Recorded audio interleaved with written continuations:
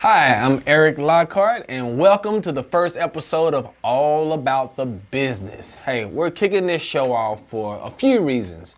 One is to meet entrepreneurs where they are. You know, a lot of times we go and we seek advice and information from people that are at different levels, and it doesn't always equate from a conversation standpoint. So we wanted to create this show on the L Media Network where we can actually go out, talk to entrepreneurs at every level, at every phase, in all different types of businesses. Because at the end of the day, there are certain principles that hold true regardless of what genre of business that you're in, that all helps from a characteristic standpoint of making a great entrepreneur. So this show is created for those that are in business for themselves, thinking about going in business for themselves, or want to get out of business for themselves, whatever the motivation may be. But we hope to inspire people to continue to grow, to learn, to expand their vision, and also inspire those that want to get out and start a business. As I look back over my life, I'm from Dallas, I'm from the Triple D, born and raised here, and I love it. I've had the honor of making some major mistakes, very costly mistakes, but those end up being some very valuable lessons. So I would like to, and every day, I have the opportunity to be able to pour into others from those experiences, from conventional education experience, on how to navigate through this business world. And I'm still learning, and that's what makes it so fun. I love starting businesses. At this current point, I own several different businesses that are ran by several different people. So all the start and the middle and the end, it stays pretty fresh. So when I was thinking about, who would be the first guest when we kick off this show, and I got a great friend of mine named Brent Reaves over at Smokey Johns BBQ. And the interesting thing about these guys, it's second generation business. And their business started in '76 by their father. And I think it teaches a lot of things that I thought was pretty intriguing on interviewing these guys. Because a lot of times we have kids that we're raising, and one of the big things that we're trying to establish is leaving a legacy for our kids. So at certain stages, you want to be able to also create things that will last when you're not here. And your kids will be able to take over, and it changes the whole trajectory of your generation from as long as we're here on this earth. So our first trip, we're going over on Mockingbird near Love Field to visit with Smokey Johns BBQ and interview Brent Reaves, who is the CEO and the vice president, his brother, Juan Reaves. So it's a total family business, and they have an interesting story. They just recently launched a brunch connect, which was a Sunday brunch. They brought in a couple speakers. I ended up being one of the speakers. Miss Bree was the other speaker who did a wonderful job. And the food, oh man, the breakfast was phenomenal. And when I tell you this crowd of entrepreneurs networked like none other, it was phenomenal. And it was awesome to see the inspiration that was poured into these people and the connections that were made, the connections that I made with a lot of them. And before we go into the interview with Brent and Juan, I want to show you just a little clip from that network. So in just a minute, I'm going to pull up a clip, show you that, and we will continue. Stay tuned. So the biggest mistake some people make is they want to do entrepreneurship because they want to make money. It's not money. It's vision. Now, can you do entrepreneurship and make money? Yes. But there's more than just money when you look at the holistic environment of being successful. Because money without peace is horrible. Money without loved ones is horrible. Loved ones without money is horrible. So there's more to success than just money. But sometimes we attack it and we want to go do things to make money, and it's not vision oriented. Does that make sense? So 5 years, State Farm, left State Farm, went out, and relationships, guys. We do a horrible job at relationship building. We go to networking events. We come in with no business cards. We leave with no business cards. We make no connections. You don't have to go in there and learn the whole room. If you leave that place with one new contact, 2 new contacts, that was a success. But we do a horrible job at relationships. And sometimes we have the wrong motivation to want to be an entrepreneur. Sometimes we want to be an entrepreneur because we're trying to define ourselves. So what is the first thing we do? We name it after us. Carrie's Cake. John's Popsicles. Even when we did the lawn care service, we was trying to use our initials inside the lawn care service. I'm serious. Because what we're trying to do in the whole road, the whole journey, we're trying to find who are we.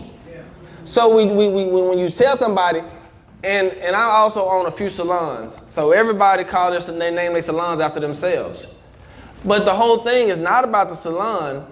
It's more value into them that they own a salon, which helps identify or give them self-value than their salon being successful. It's a bigger deal owning a business versus owning a successful business. That's why we don't connect. See, at the end of the day, AT&T and Time Warner figure out, hey, you know what? This is about business. We could care less about the name. That's why you see large corporations, large and small, merge. Because at the end of the day, it ain't about whose name is on the building. It's all about those returns. It's all about the ROI. It's all about us being able to leave a legacy for our generation. If you don't know who you are, it's hard for you to merge. It's hard for you to connect with someone because you feel like you're giving up you. So, starting the car business, I left State Farm after reading Rich Dad, Poor Dad. That was it. I started working on a plan. I knew a little bit about the car business from college, so when we left out, I helped my brothers get his car lot together, and then a year later, me and my wife, we opened up our own.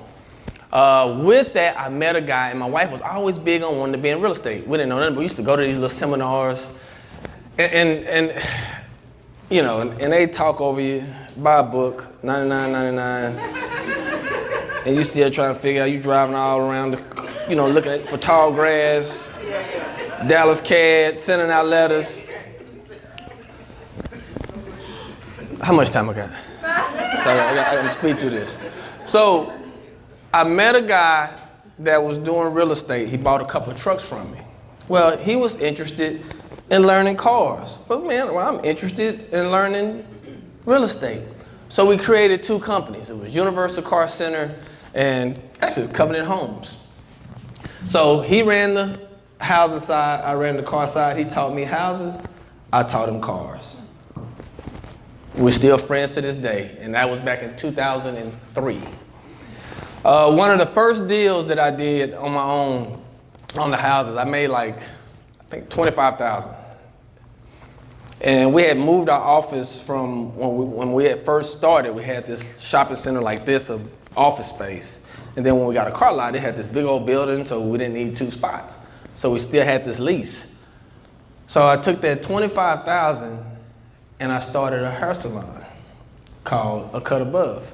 Because the guy that used to cut my hair, we used to always just talk about, hey man, you ever want to run your own shop? Because my whole thing was when I went into, and the thing is finding a need.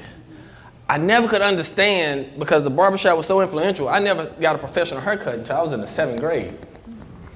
But what I didn't like when I go to the barbershop, I didn't like the environment. I didn't like all the cussing. I didn't like the stuff that they were showing on TVs. You could see a mom with a kid sitting here, and these guys just talking about everything. So my motivation for wanting a barbershop was to be able to have an environment that was conducive and productive and professional for anybody to come into.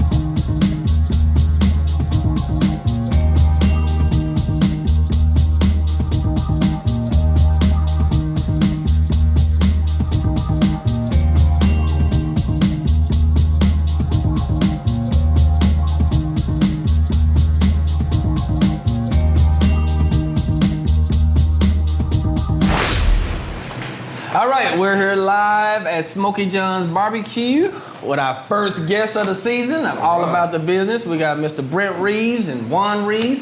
And what I'm gonna do is let you guys go ahead and introduce yourself to the people. Tell them a little bit about your background, and that'll get us going. Hey, my name is Brent Reaves. As Eric said, co-owner of Smokey Johns BBQ. We've been in the business now for over 20 years. Been in the restaurant business now for 30 years. Juan? Our family's been in the restaurant business for over 40 years. Absolutely. So my name's Juan Reaves. I'm co-owner of Smokey Johns, also known as Brent's brother. Whatever. All right, now answer this. How did you guys get involved in the family business? Has all these years been in the family business?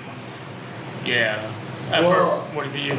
Actually, I didn't start in the family business. It's always been something in the back of my mind I thought I would do. I always thought that my dad was going to build this big company and I'd go off, get some experience, and slide back in. But I actually started in sports marketing. So I did that for about 6 years, sport and event marketing, moved back to Dallas, and said, hey, I'm ready to do this thing. I'm ready to do the barbecue thing. Yeah. About that time, someone decided to wake up in college one day to go to class so he could graduate. That's right. Got that phone call from Juan, and he was like, hey, I think I'm coming back to Dallas, and we're going to try this family business. I said, you going to try the family business for real? I said, man, I'm going to go ahead and try to graduate. Right. I'm going to go ahead and go to class. Keep my options open. You know what I mean? I said, okay, well, I'm graduating. I said, well, when you come back? You're like, I'm moving like 2 months. I was like, 2 months? I really got to go to school. Yeah. So I decided to go ahead and finish college. In 1999, we came to the family business. Okay. So from your standpoint, you always kind of looked at that as a career path. I thought, I was growing up, I remember going to the barbershop with Dad, and I'd sit there reading his Restaurants and Institutions magazines. I was always curious about the business, Ad Week, and seeing what all the big chains were doing. He always talked about having a big chain of restaurants or growing the business, having multiple stores. And while we were growing up, he had, over the period of the years, he probably had like 7, 8 stores at once, and maybe 13 different stores or something like that. So I kind of always thought one day he was going to get it in a system, get it going, and he'd have like an office, and I figured I'd slide into some, not to the top, but do a corporate job, do the marketing part. Right. It didn't kind of work out like that. Right. I didn't know I was going to be part of building that corporate world, but Yeah. it's working out. Okay, so from your standpoint, was that kind of your original plans going through school and college? That hey, when I do get out of college, I plan on going to work for the family business? I think that was half of my problem, is because the restaurant was always a backup plan. Wow, okay. So I really didn't take school seriously, because I was like, I'm just going to the family business. Nobody cares what my GPA is. I'm gonna go out there and have fun. Running joke with my dad is that I was 7 years old. I told him, I said, listen, one day I'm gonna take over this business. I'm gonna fire everybody that you got and hire some new folks, because yours ain't working. And he just would laugh. Didn't realize that we were gonna do that. Pretty much. Yeah. We got a few holdovers. No, yeah. Yeah. Okay. Y'all came as the Grim Weeper. No. So what? So let's talk about it from the element, because some kids grow up, and from your perspective, you guys kind of homed in, wanted to work for the family business. Some people are repelled from that, that they want to have their own identity. They don't want to follow in somebody else's footstep. What was the inspiration, or what was the drive at such a young age that locked you in to want to work for the business? Was it the relationship with your dad, or what was it? For me, it was really the relationship with Dad, and just how I would see people react. Like, to have your own business was kind of cool. Yeah. Like, you didn't really have to answer to anybody. Now, what we knew, Dad was a hard worker. Right. And so we saw that. He used to get home late at night, leave in the morning early. And I saw that, but I saw the impact that he was making. People eat this food, and it's like, oh man, this is great. It's like, man, that's cool. Like, you get to impact people every day. And I was like, okay, you know what? I like that. That's kind of cool. I think for me, I thought of it as I was going to school. I was doing well in school, going to college, doing well. And I thought we were going to have this more of a corporate environment. Right. And I thought I felt like I was grooming myself for that part of it, not the blue collar part of it. Right. I did all that. You know, I started in 4th grade. He started when he was like 6. I actually worked a whole summer doing dishes, and I did catering. We did every part of the business. So I was kind of in my mind thinking, by the time I'm ready, and maybe I'll go work somewhere else, and I'll come back, I'm going to bring ideas, and I'll bring an aspect that we didn't already have, and I was just going to work corporate. What was very humbling for me is when you go away to college. I went and lived in Europe, went and lived in New York, and I came back and started working for the restaurant, and all of a sudden, people are like, "Hey, I haven't seen you in years," and I would hold up the buffet lines when I was catering because I had to explain. I didn't go from high school to serving beans, and this is where I'm at. I've had this whole life of experiences, so it was very humbling for me. I had to get over the fact that I went to college, and now I'm just I'm a barbecue guy. Right. And I think that's what happens to a lot of second generation business owners. The kids get educated, and they see how hard their parents work, and they think they can go work somewhere else, get paid, and work less hours. But what they don't know is, and this is the part that I think both of us figured out, was there's a huge responsibility in terms of you've got a lot of hours to put in when you're the boss, but the freedoms are there, and the impact that you can have on your community, on your employees, on your staff is much greater than you can have in a corporate world. And I think that's what you have to trade off and figure out if that's a good fit for you. And I think that's where I had a taste of the corporate world, and I understood that, but I think in the back of my mind, I always had that. There's definitely a level of freedom that you have being the boss. And they can use you and let you go. Exactly. And it's over. It's over. Yeah. I mean, you may have made that company a lot of money, done a lot of growth. Yeah. But when it's over, it's over. Yeah. Right. Everyone's expendable. Oh yeah. And when you're the boss and it's your own company, if you get in a situation where you become expendable, then you haven't done a good job with your business. So, I guess coming through high school and college, because you guys look like you were part of the restaurant business for, single digits, right? Yeah. That's how we get to those 25 and 30 years. Yeah, sure. You've been in here since you were 2. Yes, sir. Yes, sir. But let's talk about the passion. Mm-hmm. What aspect of it are you passionate about? Is it the people? Is it the business? Is it the food? Is it the cooking? So what? Because Dad could have been doing snow cones. Yeah. Or kind of home in on the passion. What's the passion aspect of it? Earlier on, not now, but earlier on. Earlier on, the passion for me was the people. Okay. I just have always been a people person. Really like. You get it honest. Our parents are Yeah, we just love people and we love relationships, and I feel like one of the things about our family is that we always let people in. It's like people feel welcomed. Like our house was the house to go to. Yeah, the hangout spot. Yeah, our mom would cook for everybody. Right. And so when you kind of have that, you are always creating community, just all the time. And so for me, it was like we just do this on a bigger scale. Right. Now these people are actually going to pay for the community what we create. Yeah. It's kind of a natural offspring, but you can turn it into money. Oh yeah. Revenue. Yeah. So answer this. One, when you worked for the restaurant, whether it was pre-college, post-college, the first stint, how was it like working for the restaurant? Did you kind of feel entitled? Do you feel you busted your butt just as hard as your dad, or did you feel that I can kind of skate in some areas, or how was that? And probably maybe even earlier on. I think you go through all of those at some point, really, as you grow up. Like in 4th grade, I was like obviously the youngest person in the restaurant, so I was a busboy. They probably treated me. Well, let's fast forward to high school. Well, we'll start with 4th grade. 4th grade. Yeah, that's so good. Here's the deal. When I was 4th grade, I'm a little kid, and they're gonna treat you like a little kid. When I got to high school, there were some guys that were like, I was getting big and tall. They liked to make fun of me, clown me. So I felt like I was just like anybody else. I didn't feel entitled. I didn't get any passes on anything. If I was a dishwasher, I'm cleaning dishes. I'm doing everything that any other dishwasher would have done.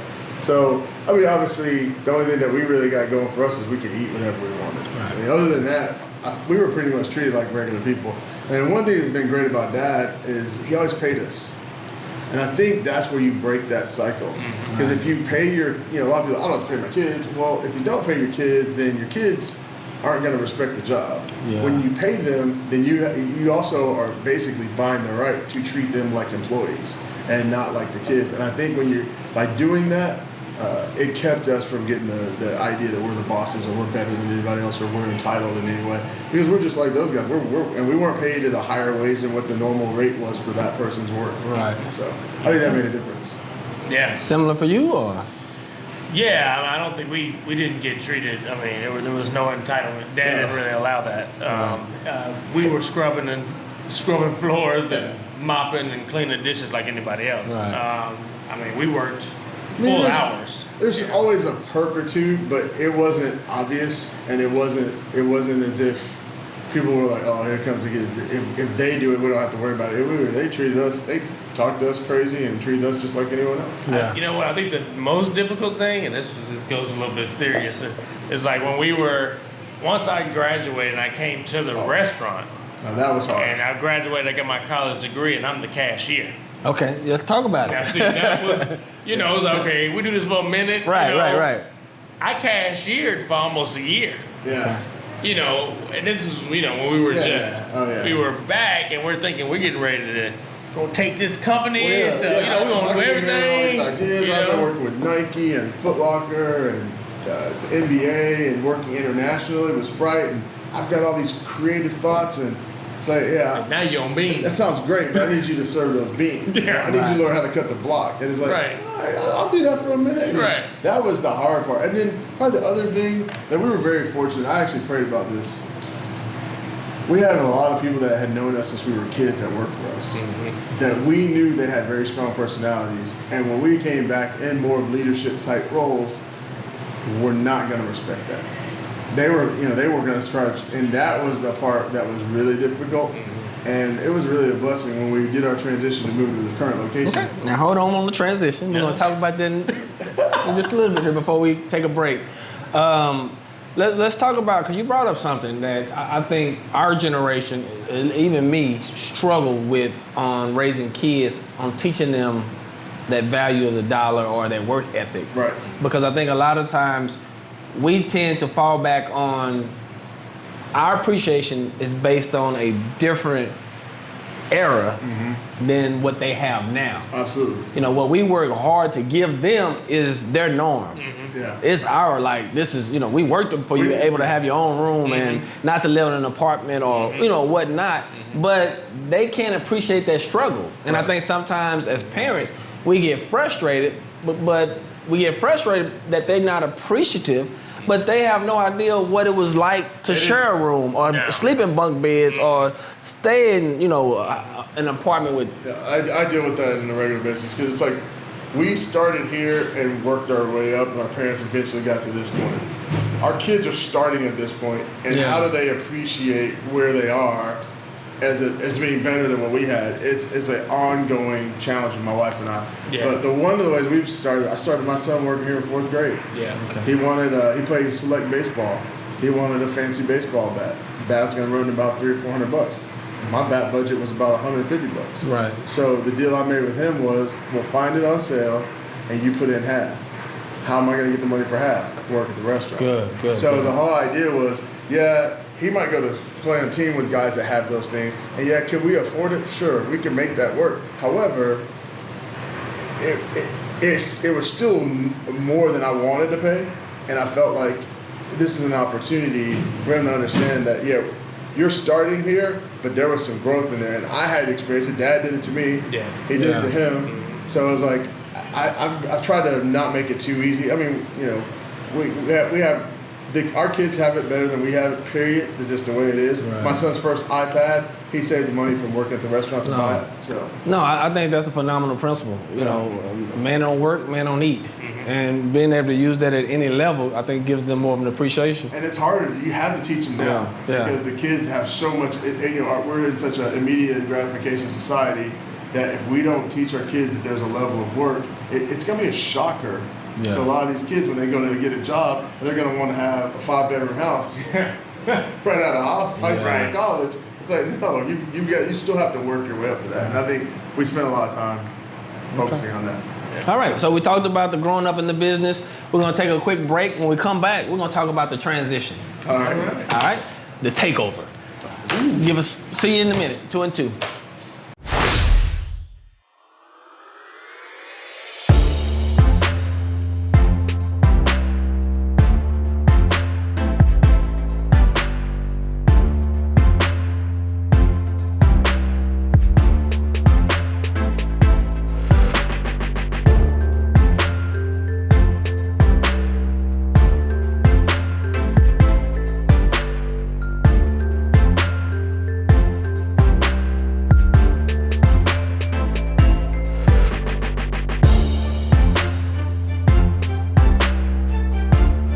I'm not even gonna lie, I did not know what to expect. This is my first time being involved.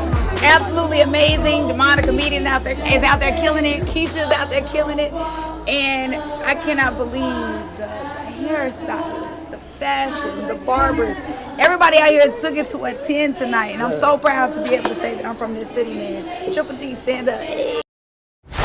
All right, we're back here with Brent Reaves and Juan Reaves, president and vice president of Smokey Johns BBQ, home cooking. Cool deal. All right, now let's talk about, I don't want to call it a takeover because it wasn't a takeover, but let's talk about the transition. And it looks like, you know, your dad did a great job homing in certain values and qualities that it was going to take, even though you might didn't appreciate it when it was happening. Kind of like the Karate Kid, hands on, hands off, wash on, wash off. He didn't realize he was teaching them how to fight, right? And one thing I saw at your event, which we'll talk about a little bit in just a little bit, I just saw a vision, you know, being able to see him sit back in that hat and shades and watch his two sons take what he started back in 1976 to a whole nother level. Man, you talking about if you could just capture, you know, living legacy, you know, what you want to leave for your kids, man, that's phenomenal. And to be able to see it. So with that being said, how did it happen? How did you guys end up coming off the meat block cutter and the cash register to actually start running the business in the executive roles? Well, it kind of started, I guess it really started when I left. So I moved back. I worked for the business for about 8 years, and then I left for a little period. Tried my own thing, started my own business. While I was gone, he was busy growing up and becoming very mature and business savvy. And I think our parents saw that if we didn't figure something out, he might leave too. So we opened a second store. And when he took over that second store, he took over all the aspects of the second store. Because one of the things that's hard as with your parents is someone else will trust you with millions of dollars, because if it doesn't work out, they'll just fire you. Your parents don't want you to fail, so they had a hard time trusting you with hundreds of dollars because they don't want to have to fire you. And so I think what happened was we were a little bit sheltered, and that caused a little bit of discontent. Is that fair? And so at the point where I left, not long after that, or within a couple years of that, he got an opportunity to run his own store. Okay, so let me set up the timeline. So you came back, you worked from 99 to 06. That was your first stint? That was my first stint. Okay. Oh, that's my first adult stint. So what was, let's put this in perspective so they kind of know how you guys came back into play. So from 99 to 06, you busting tables, cutting meat, cooking. We did everything. Okay. We're doing catering to cleaning tables, whatever it takes. So when did you come back into the restaurant business? 99. Okay, so y'all both came back in at the same time. Yeah, so I came early. I moved literally December 5th of 98. Okay. Worked at the old location, the original location for that month, and then we shut that down, and our lease was up, and we moved down to What this was the original location? Because this is all I know. So the original was 6412 Lemon Avenue, So which we're is the right down the street. Okay, gotcha. All right, didn't know that. Okay. So I actually worked that a month in that store. After Christmas was over, we moved and started the project to open this place, and we opened in, I would say it's November. It's December 14th, 99. Okay, so you was here from 99 to 06. You came back in 99. This is Post graduation. Post graduation. Okay, came back, you were in school. You graduated. I graduated in '99. yeah. Right? Okay, so y'all coming in together. We came in much. together. That was Yeah, kind of the deal. that was the whole That really plan. was the plan. All right, Yeah. all right, Once all he right. knew I was coming, he was I went on ahead and board. finished school. Okay, so why did you leave in 06? I had a young child and a wife who was tired of us talking about growth and not growing. Right, gotcha. And you took over, I think that was the Gaston store, right? That was a gas station. Okay, so Yeah. when did you take over that? No, I started it. When did you start it? So what? 2008. Okay. That opportunity came up, and Dad was like, "Hey, we need to open this store." I said, "Man, it'd be great. I'd love to." And this is when I kind of went through, like Juan said, my whole growing up period, because I was different. Before, he probably did more of the work and kind of more of the running of the business. And I just got so frustrated with them. I was like, man, I'm gonna just do little bit as possible because y'all ain't trying to hear nothing. You don't want to do nothing. Right. You know? I mean, because we would literally every year have a meeting in January. Oh yeah, I love these family meetings, especially when it's man. family. Oh, it's family. Yeah. It's a family business meeting. That's what it was. And we would get all the lessons about what we're going to do differently and how we've got to work hard. And if we work hard and do together, we're going to grow. But there was never there was no definition of what work hard was. There were no definitions of what we needed to do. And so by March, we were back to the normal routine. Yeah. And nothing was changing. Like those New Year's resolutions, right? Oh, man. Oh. 100%. Gotcha. And we were doing the same thing. And so after a while, it was just like, you know what, man, forget this. I'm just here. And I really was just there. And then that's when the God changed in my life, because I was kind of transitioning out of my lifestyle at that time, you know, and getting closer to God. And then it was like this idea of excellence. Right. Yeah. In 2007, 2006, Okay. 2007 hit. This idea of excellence hit, and I was like, you know what? I don't know what God has for me. I actually was gonna start my own nonprofit or church. So in the timeline of things, I was getting frustrated. My wife was super frustrated because she just felt like our parents didn't appreciate our abilities. Right. And it's your wife, so she's your best cheerleader. And there was a point where he looked like he was about to leave. Right. Yeah. And for whatever reason, he didn't. He went through some soul searching, but it was out there. It was on the table. Our parents knew. Well, when I came and said I was leaving, it was not expected. It was the surprise. Right. So when I left, I think that opened their eyes a little bit. Yeah. That we know this was thinking about it. Right. We didn't even know he was thinking about it. He's gone. So what could happen? I think that's when when that opportunity came up to get Gaston. Yeah. It made sense to give him a shot at it. Okay. So walk us through that. So now, when do you guys come back? And so did you actually take over? When did the So 2008, I created my own tax ID, like a own company. you said no? You better Hey. one foot in, 1 foot out the door. Look, this is completely going to be Smokey Johns, and that's where Smokey Johns Inc. was created. And Dad was his suggestions, like you need to set up your own deal. Yeah. This is your own entity, and you run it. You either win or lose. Sink or swim. win or lose. Yeah. Okay, and I'm like, ain't gonna be no losing. Yeah, no sinking here. Bro. Yeah. So when I got into it and started that store was 2008, and they helped back me and everything, and so I got the store running, and the store started making money, and I was really realizing like how you make money in this business. Right. That's when it started. In my head, everything started changing. Okay. And Is that when they started listening, or no. did they ever? So they're not listening yet. They were starting to because they're watching. So you had total liberty I had full liberty over there on the Gaston. Oh, yeah. Okay, so they were able to see. He got an earful of recommendations, but he was in charge. Yeah. Right. So they were able to actually see some of your results. Oh yeah. Yes. Oh yeah. And that gave value to the idea. Oh man, Okay. that's when it was like, okay, you're kind of doing this and that. And the business started growing, and then so Juan started coming over there because he was doing insurance. Yeah, by that point, I had my own financial services practice. Right. And so I was trying to meet doctors. I was meeting people in the Gaston area. So I remember that. became- I think I met that with you. became, that became my spot. I would go meet, if I had to go there, I said, hey, there was a kind of a twofold, right? I'm pushing my family business, Even though I wasn't directly involved, I'm pushing the family business and I'm having meetings over there. I started coming over there, I can't find a place to park. Yeah. I kept coming over there, the lines out the door. Yeah. I started having to change the meeting time so that I could actually find a table. Yeah. And I'm watching him like talk about food costs and expenses, and I'm like, man, he's running this. Yeah. And so I was excited because I saw what he was doing, and he was like, hey man, remember we used to talk about doing this? Guess what I'm doing? And Yeah. he would be doing a lot of things. Right.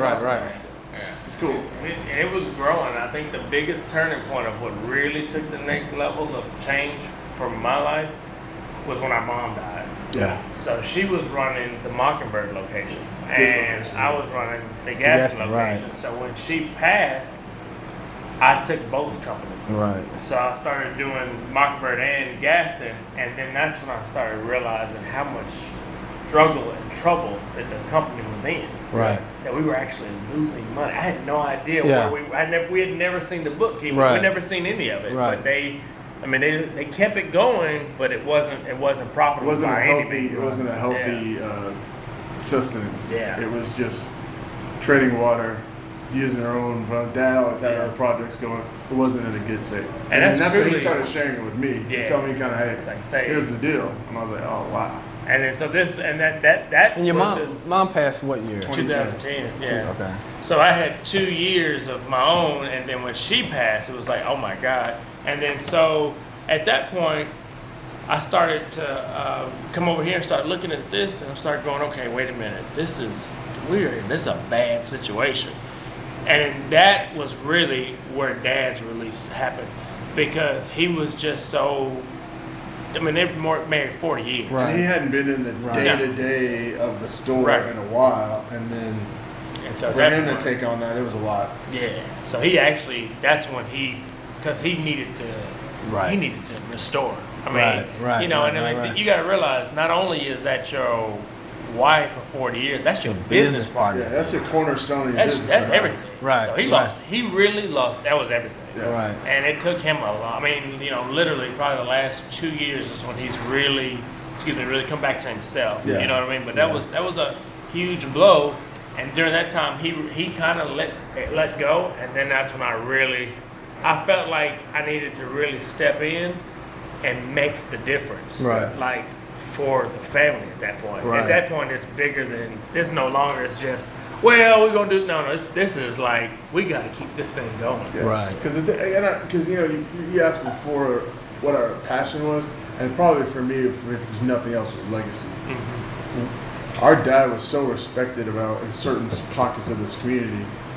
You don't want to see that tarnished. Right, I got You you. don't want to see that fail, and I think that was probably an underlying drive for you, and that was always in the back of my mind. Whatever I do, if I had to go make a ton of cash somewhere else, part of that was going to be to help fund whatever we were doing to make Smokey Johns work. Right. So taking it over in that regards, you really didn't have a mentor because your mom had passed, dad's in grief, and so you really inherited everything by default to pick up the pieces to try to keep it going. So what were some of the biggest obstacles with that transition? The biggest obstacle for me was one, instantly running 2 locations, Okay. which was like, whoa. And then I'm going through personal issues because I'm looking at the numbers, and now fear is because I don't know that we could be losing this at any moment. Right. Because we're that far. We're that bad. It was that bad. Right. And I'm thinking, how are we going to keep both of these places going? So, just at that point, the next challenge is, how do we get people through these doors? At that time, we had 7 people on staff, total. What do we have now? We have 27 now. Wow. You know, so at that time, I was We have thinking, more. We have 27, and that includes like we have executive staff. yeah, right. And so it was very difficult to figure, you know, and so we had no money, so no real budget. Right. How are we going to now get these people through the door? And we don't, I mean, there's no marketing budget, you know, so what are we going to do now? Yeah. So probably for a year, I just fought through it, and Dad helped. He put a little money into the company the first year that I was doing both of them. So it kind of kept us going, and really the only thing that was keeping the restaurant going was the State Fair of Texas. Right. That actually was feeding money to keep the store going. So, but after that, I started thinking, okay, we've got to get out. We've got to start to make this thing grow. So then that's when I started going door to door. So I would early in the morning, I'd get here, get things set up. I would leave, and I'd go door to door to all the office buildings in the whole place. I walked every floor in Parkland, every floor at UT Southwest, every office building, every rental place. I would Any go place to that every would let place. him in without kicking him out. I would go everywhere, and I took $50 out of the register and made copies of our menu with a flyer with a coupon on the bottom. Right. So I did that. All of a sudden, people actually start coming in the doors. Right. Okay, this is kind of... So we did that for a while. So maybe a year later, I was out passing out flyers, and we're doing better. It's like 2012. So a lady, as I'm out there, she goes, I pass out flyers, she goes, "They don't smell like nothing." And I said, it's a menu. What are you talking about? She's like, "It don't smell like nothing though." She's like, "It should smell like smoke." I said, "Oh my God." Put the menu in the smoker. So I left that day, put the menus in the smoker. I smoked the menus overnight, and I re-hit all the places that I hit before. Wow. And then I blanketed this area, and people started coming. So then I went downtown Dallas, and then I would take buildings. I'm gonna take this building, I'm gonna take that building, I'm gonna take this building, get a whole bunch of these flyers, and I started hitting them. And then we started getting all these calls for catering events, over.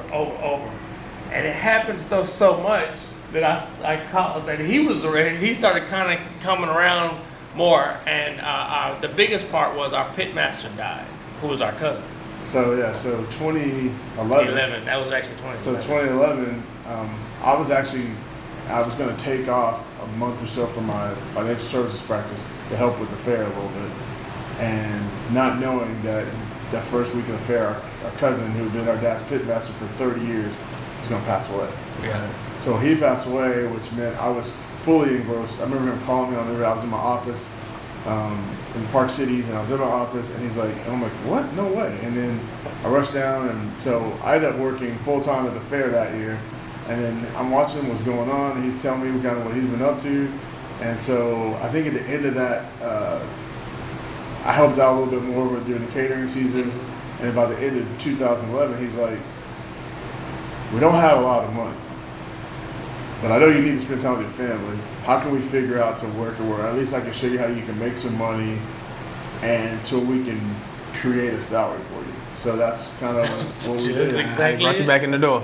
Hey, So were you doing any catering before you was passing out all those a flyers? little bit. Right. Not much. Not consistent. And you were really, the focus was just really to get them in the doors. We needed Did folks you- at the doors. Yeah. Okay, you didn't even see the catering run coming. Not at first. I was just first trying to get some folks in the doors. Right. And then when the folks started getting in the doors, and it started, okay, all right, so it's like we're kind of getting some sales.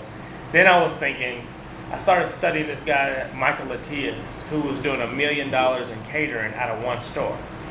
When I read he's a his, barbecue joint. and he's a barbecue joint, Yeah. I said, that's what I want to do. Right. So because at that point, it don't make a difference how many people come to the door. If you're doing $1 million in sales out the back door, Right. that's where we need to be. Right. So I read his book and started doing his strategy Right. through his book, and then we started growing so much. I was like, dude, so what happened was I would do this and get out, and all this business would come in. Well, I was also a delivery driver. So now, Hey man, how many jobs do you have? I got 4 jobs, man. Okay. Yeah. only 4? Only 4 You must work jobs. harder. Yeah. No, so at that point, he starts getting all this business in, and so he can't go out and keep priming the pump Yeah. because he's getting business in, but now he's got to go service that business. And then while he's servicing, nobody's out passing out flyers. Right. And so that's where he brought me on and said, "Hey, can you help me with that?" And so what I did, which is amazing, I just got this world-class sales training from Northwestern Mutual. Right. And so I was like, well, we need a script. We need to be able to come in and have it say it this way and that Yeah. way. And so he basically put me back out in the field to go do what he had been doing so we could keep the pump primed. Which your background, even from an education standpoint, is it was marketing, right up my alley. Yeah, working in communications and marketing, right? Yeah, so like working in front of, walking into the store and walking into someone and talking to them and just being professional, talking professionally to them. It was a perfect fit for me, and it was a good transition to get me back into the swing of things about what was going on here. So he came back in latter end of 2011. So when did you start seeing it coming together? How many years did that take? 2012. 2012. Okay. Once I saw that we knew how to get people to the door, I was like, we can do this. Yeah. And then all of that took place till 2013. So my store at Gasson was making money. It was always making money. But Schlossky's came in and bought the whole block up. So I had to let that go because they bought the whole place. Right. Which was fine because I needed to come back here and like focus on redoing this location. Right. Like, because there were a lot of things I just didn't. He upgraded recipes. Yeah. He started retraining the staff, hiring different staff to embody the kind. Because one of the things he had done really well at Gasson was establish a culture, and it was a very positive, customer-friendly culture. We had that was the core of what we had been, right? But we had gotten away from it. Right, especially with mom. Yeah, that matriarch. No longer in the building. Right. So and it killed the company for a minute because the matriarch, she passed in 2010. Our pitmaster, who knew everything, passed in 2011. So we had tons of customers that wouldn't come anymore. And it wasn't because they were worried about the food. It was these were like family members that passed, and it's like a constant reminder they're no longer there. So we had people that wouldn't come just because they missed them. Yeah. Well, I can believe it. And I don't think people understand the value of how people connect to people. You know, it's not always the product. No. You know, and to be honest with you, the last few years, in those years, it probably was more the people than the product. Because our product had declined a bit. Yeah. So let's talk about, you got 25 plus years, 30 years in the business. It sounds like fourth grade, you got about the same, save a minus 2 or 3, right? The importance of exposure and continuing education. People think, okay, you got your degree, you got your business, go get it. How has that played a vital role, especially, and I think a lot of times the bumping heads, not listening to new ideals is so frustrating, and you only trap yourself, and you start to slide down because you're still doing what you did 2 decades ago. Right. So how do you keep that in play? How has that benefited you? Yeah, I think the continued education was everything.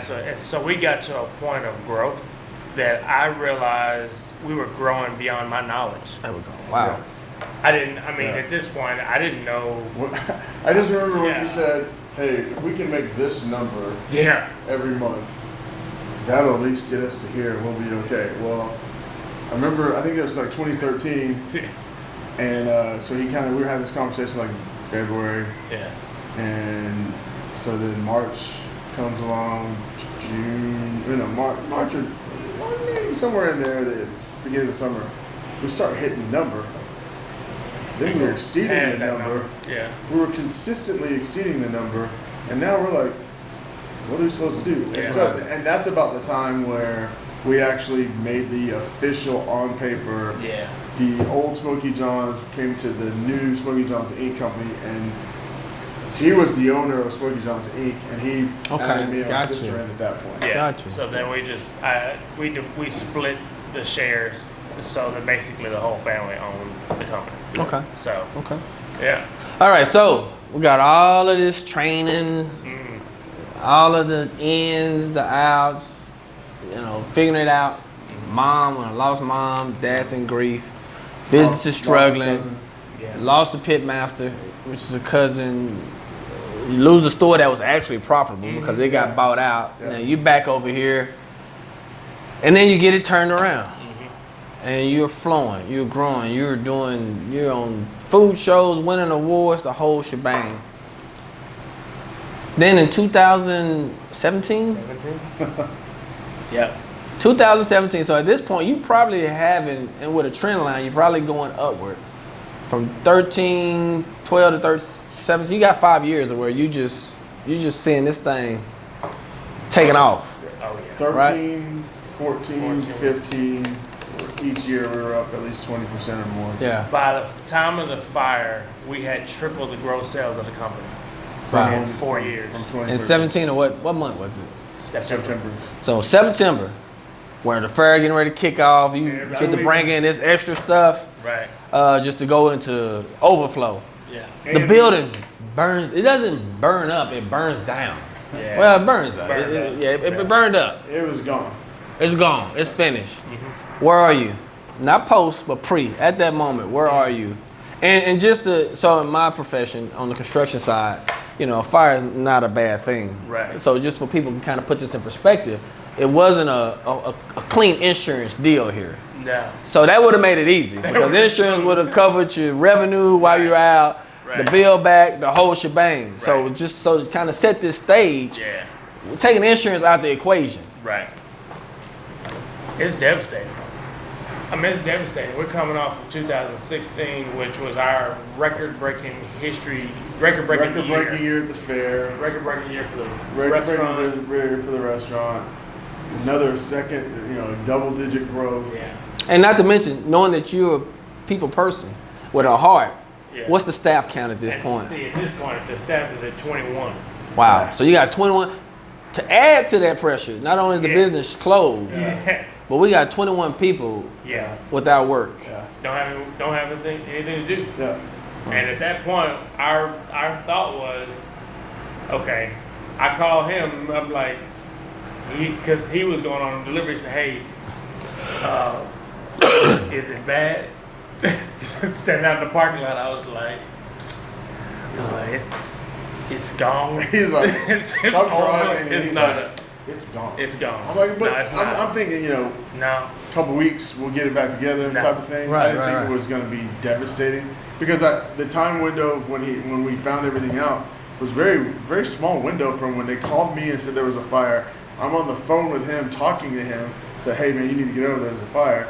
He gets over here within 10 minutes of our conversation and suddenly it's all gone. Like I had trouble fathoming that because I couldn't believe that much devastation took place in such a small window. And Now, this, go ahead. And this is the crazy thing is that's in the parking lot and this going on. So all of our employees are gathered in the parking lot, right?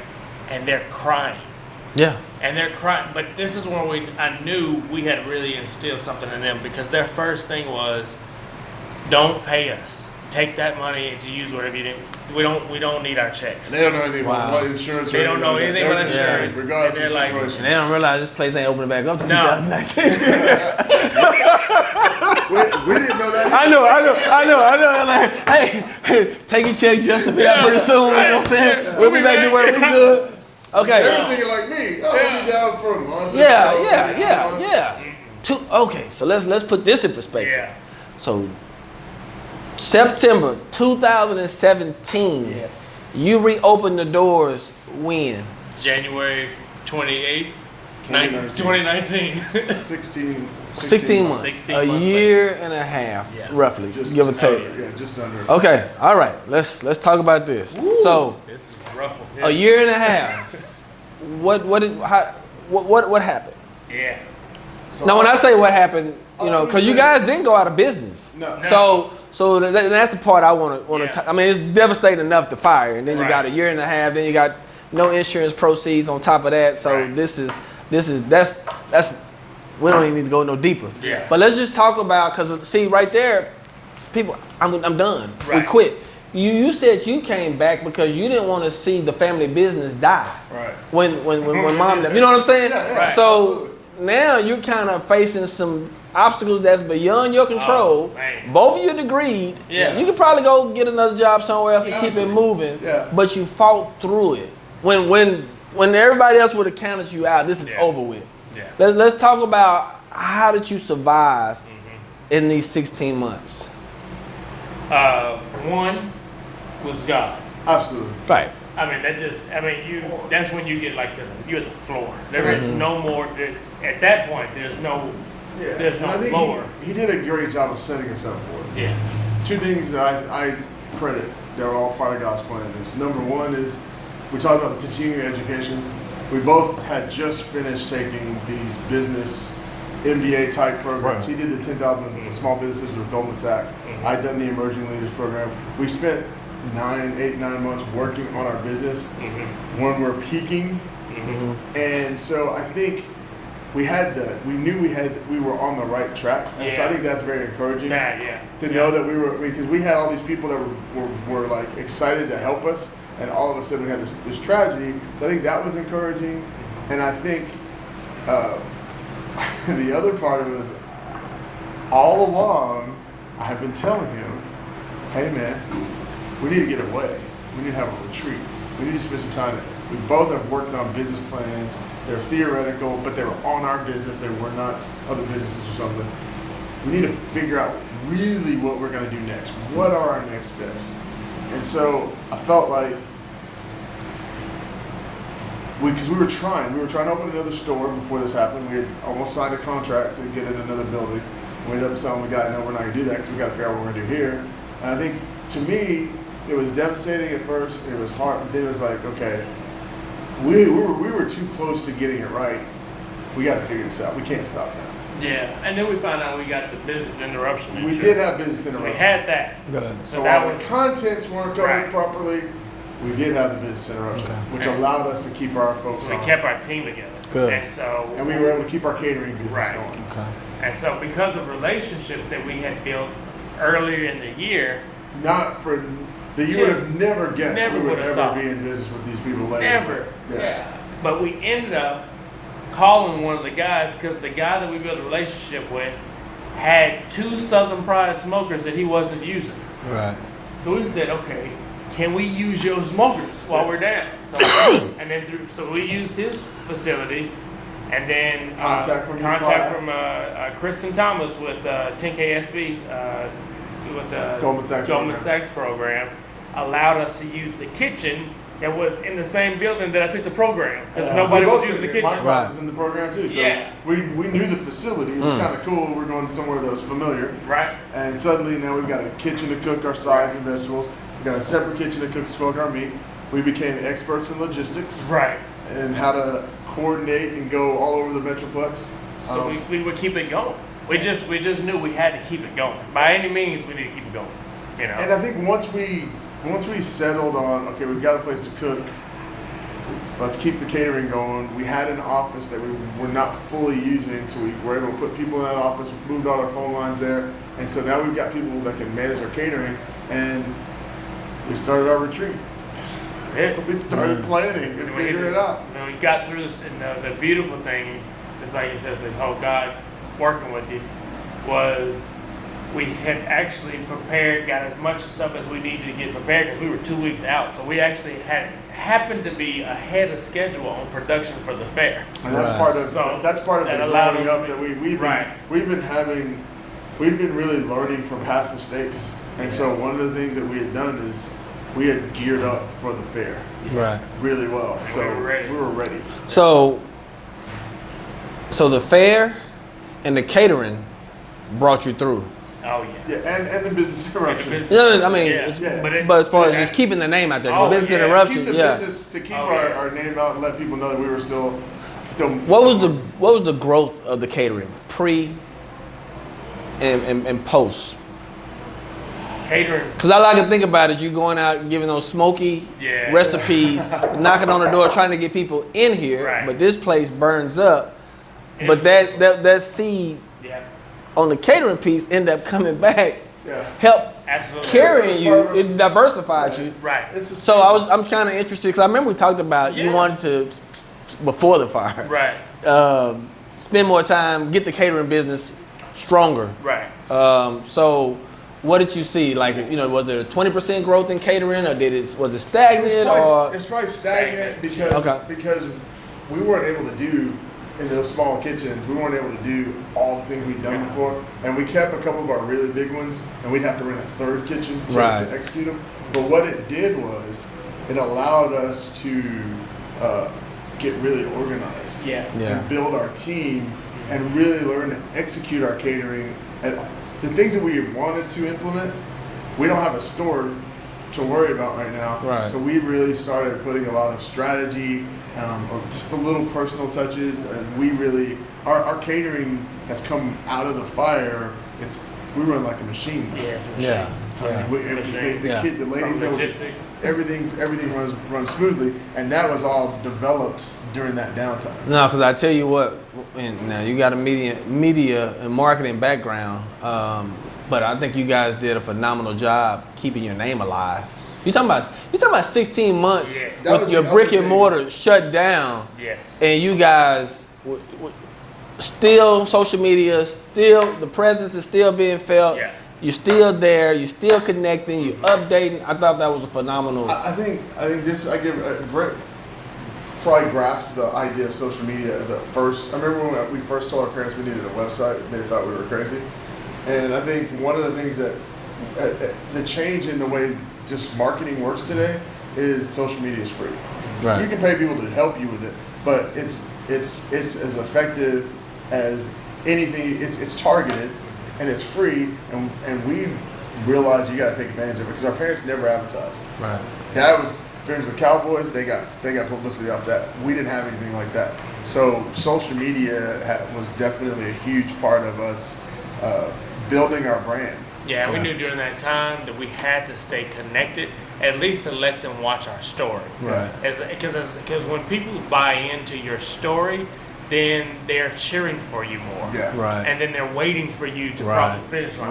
Right. You know, and so our thought was if we can keep people interested in us, that when we get ready to open the doors, it's going to be their party as well as our party. Yeah. Now, we done made it. This is May, so we've completed a full quarter. Yeah.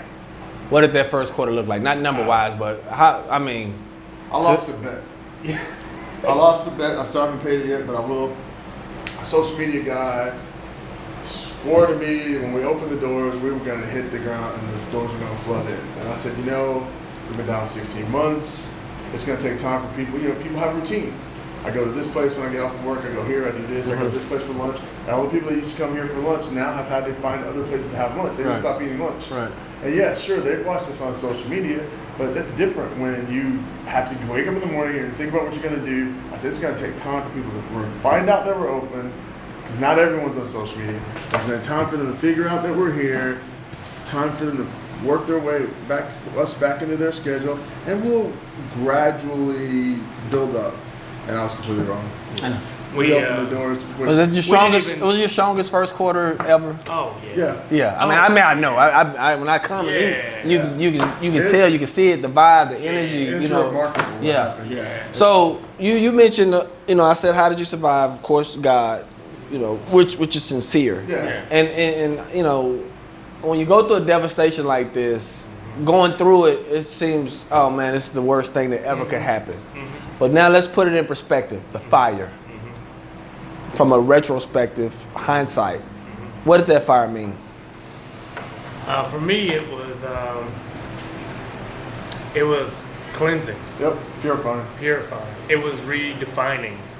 As so many people would call us and be like, you guys are gonna be like the phoenix. Yeah. Rise out the fire. Yeah. And the reality was, that's exactly what we did. We took the time to find out who we were. Because what's rough with barbecue business is they're everywhere in Texas. Just barbecue is everywhere. And it's hot. It's a hot. Yeah. The food is a bigger thing than it ever has been. Yeah, it's huge. And so you can get wooed and swayed into becoming like whoever the best is and whoever the top is. Or you kind of can find out that. Try to be like them. And one thing we realized was we gotta be who we are. Right. Because that's where our niche is in this market. And we need to know, first we had to know who we are. We got to know that though. And then be okay being who we are. Right. And just be great at that. Yeah. And I think that's what took us a while. Yeah. But for me, we had a conversation before when we were thinking about adding another store before the fire. And one of the things I told him was like, man, we're going to have, this is our flagship store. We're close to the airport. We have people come in all the time. We're going to build a new store and it's going to be nicer than our flagship store. You remember saying that? Mm-hmm. I'm like, and we had built this decor when we go out and cater, and I had someone tell me last night, they said, I've seen your catering. He goes, what you did in the store looks like the catering, the decor that y'all do. And I said, because we had figured out who we were before the fire and we had started representing it in our catering, we hadn't been able to do it in the store because it's going to take a massive remodel. Right. And now that we've done it, it was amazing that one of our customers actually said to me last night, it looks like the vibe that you created, the catering, you've mimicked it in a larger way here. And he goes, I love it. Yeah. And I think that's part of that purification, that rebirth. Yeah. Yeah, it's always wonderful hindsight, you know, hindsight is 20/20. As we close out, you know, I want you to look at the camera in less than a minute or so. You know, if there's an entrepreneur, there's a business person, there's somebody thinking about starting a business, you know, with the experience and you're talking about the loss of mom, the loss of your business burned down, the transition, the family business, second generation, the struggles. What would you tell that person right now?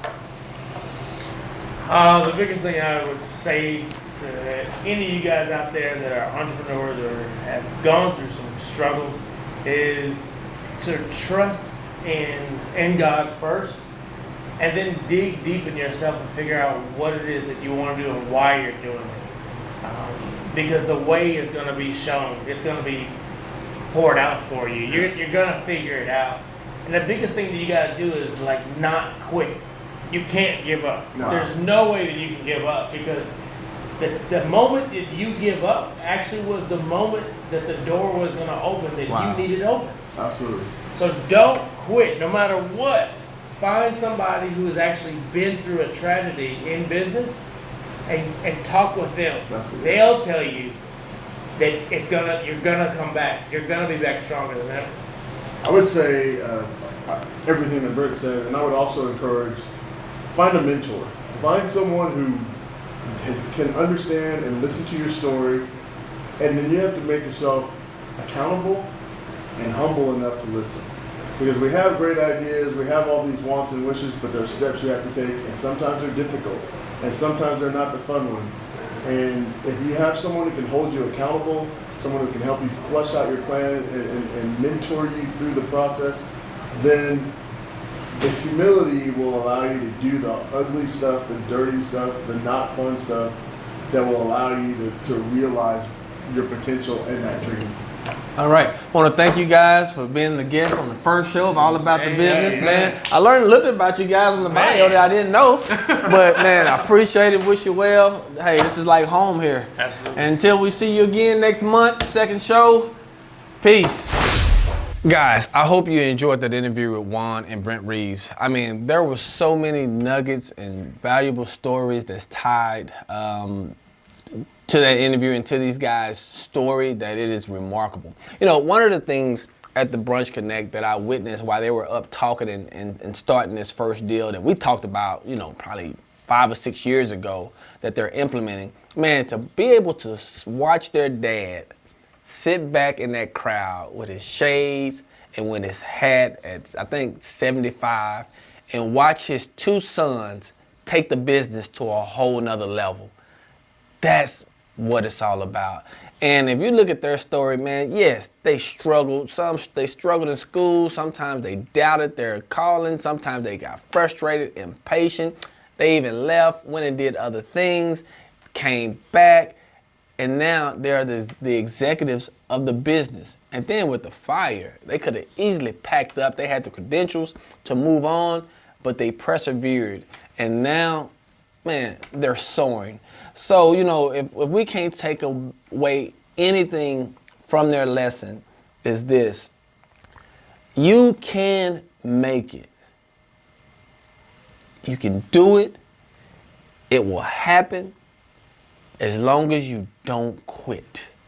And to be honest with you, as I look back over the last 20-something years of my life and really put it in perspective to just show how awesome God is, there's absolutely nothing that I've tried or wanted to do or attempted that didn't happen.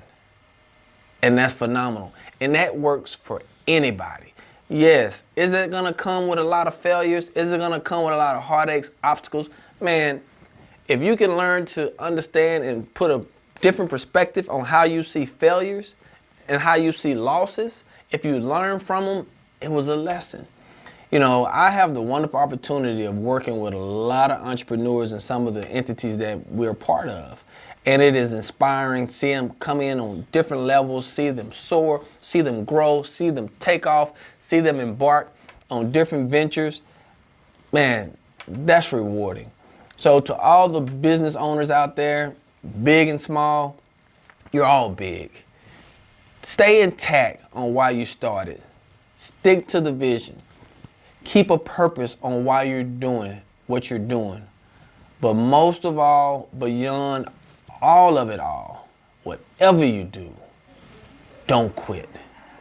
Until next time on this next show, have a great one, and I look forward to tuning back in with you guys on our next adventure. Peace.